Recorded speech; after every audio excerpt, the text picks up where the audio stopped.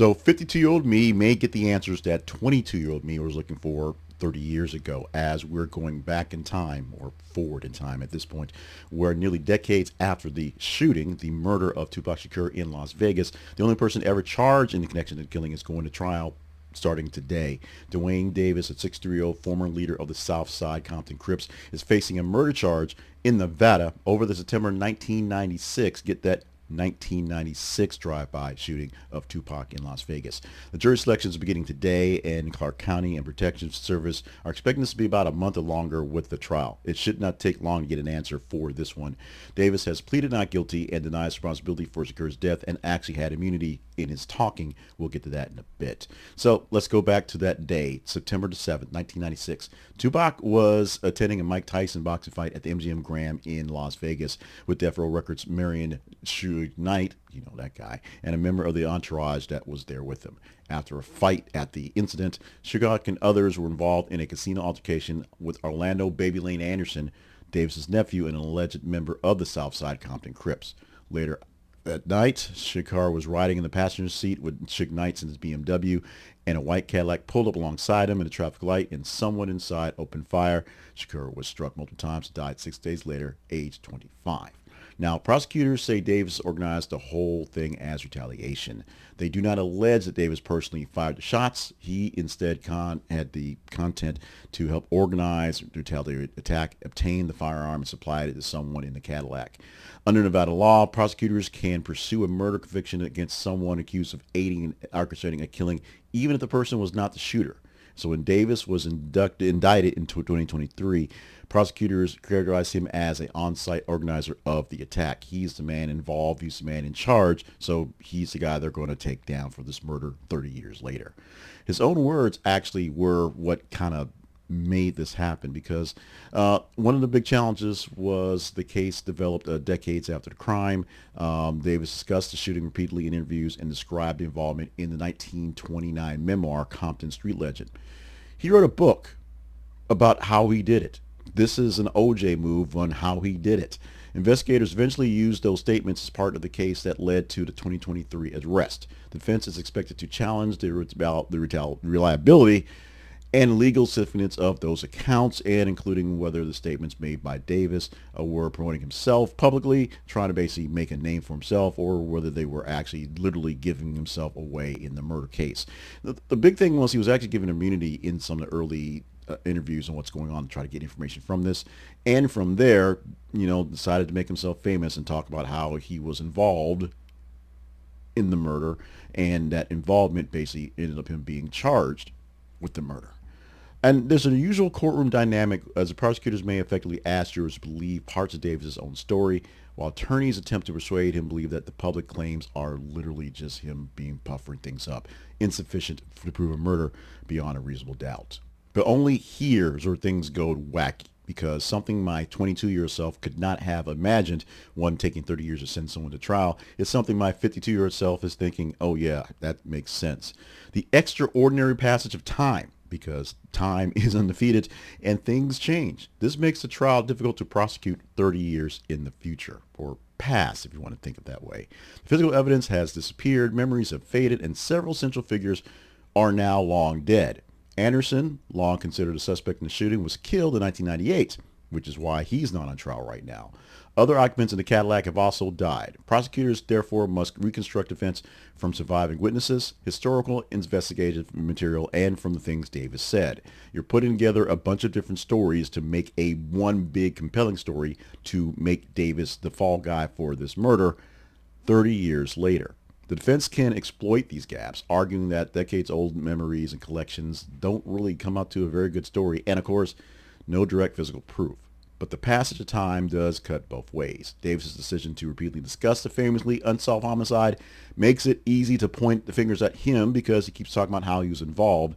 Meanwhile, making the case that this is how it happened in an actual court of law is going to take a little work with decades of time passing on.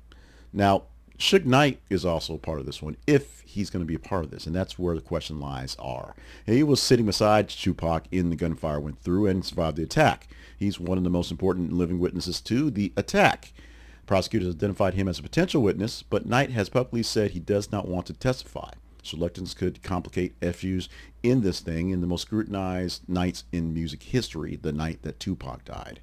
Now, his murder, being Tupac's, came more than an unsolved celebrity homicide. It was a inseparable part of the mythology of 1990s hip hop in the East Coast West Coast rivalry. Like I said, this was something my 22-year-old self was basically involved with, just it's obsessed with over the time. Death Row Records, when the violence surrounding it, and of course the death of Biggie Smalls, Notorious B.I.G. 6 months later, helped make this beef a not only just a national news story, but more of a cultural thing as well that we had to survive. 30 years later, we're going to get one half of the ending of it. Apparently that's going to be for Tupac's side. The trial provides something that documents, books, movies, interviews, and conspiracy theories basically cannot actually do. That's an actual answer. We could get an answer to this one, to who is in charge, who is responsible, who killed Tupac. Even a verdict, however, might not actually resolve every question, because it's been so many years and the person who fired the shot is not the person on trial right now. Let's talk about the long delayed but finally going to court for this trial. The Shakur family and supporters of Tupac now finally have a criminal case and in front of a jury to get an answer. Davis's previous statements can now be tested against other evidence in courtroom rules. We get a fair shot, if you can say that. And the proceedings could actually establish a cleaner factual record of one of the music's most famous unsolved killings. This can become less of a conspiracy theory and more of a true crime, sort of this is how it happened. But remember, it's been 30 years, and making this thing look like it was yesterday is impossible. But they have to do that to prove or disprove what's going on. Several people could potentially collaborate or contradict the prosecutor's accounts. They could, but they're dead. And that's one of the biggest issues, is the people who actually were there and you can put on stand and get some info from, you can't talk to anymore. They may have statements from the past, but they can't be asked directly to this case. And the publicity and decades of speculations could actually complicate jury selection, because who doesn't remember this? What 90s kid cannot forget this? Anybody in their late 40s, early 50s who was into rap music, hip hop, and music in general, just the zeitgeist, remembers this in some way, fond or non-fond, and they may have that bias in their head. I don't think I can sit for this jury, because I was a big fan of Tupac, big fan of the music at the time, so I was really engaged in the East Coast West Coast rivalry as music-wise, and knowing what was going on with the fights, the actual violence. This is going to be a harder one to actually wrap it up, and it's going to get some wrap up. About 6 weeks to take care of this, as we say. The central question is narrower than the enormity of the mythology that is Tupac Shakur. It is, can prosecutors be beyond reasonable doubt Duane Davis knowingly participated and helped orchestrate the 1996 killing? That's the actual question here. And can they actually do this? Davis's own highly publicized accounts are actually helping the prosecutors get their job done, but they still have to get their job done, as he is a criminal defendant. 30 years after Shakur's death, the Nevada jury will now get a chance to answer this question. Maybe. We'll see how that works. We'll see how the trial works. But we are finally going to get close to an answer, or at least the process of an answer to who's responsible for the death of Tupac Shakur. So, is this something that was big in your day? Is this something that's big in this day? Will this be a issue that's going to carry over for millennials, Gen Alphas, folks like that, who are now wearing the Tupac t-shirts?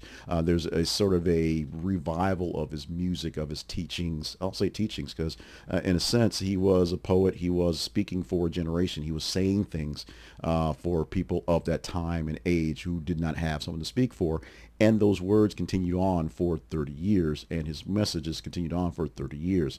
This is not just some random guy they pulled off the street that could flow some rhymes. This guy's had a background. His parents, just going through the background of his mother and how Tupac came to be who he was is a big deal. So if we find out and get a verdict on this one 30 years from now, from then, I guess, it will be a big deal. Is this a bigger deal to you than it is to the folks around you? Is this one that's going to take over all our lives, all our attention? Is this enough to distract us from, wars in Iran and Epstein? We will soon find out as we get some sort of movement on this trial, because it is happening. You let me know about your thoughts on Tupac, on Biggie, on the East Coast West Coast rivalry, on the music in the day, and why it took 30 years to take some sort of justice for this crime. If you believe there should be justice for this crime, because some people do believe he got what he got. Let me know in the comments.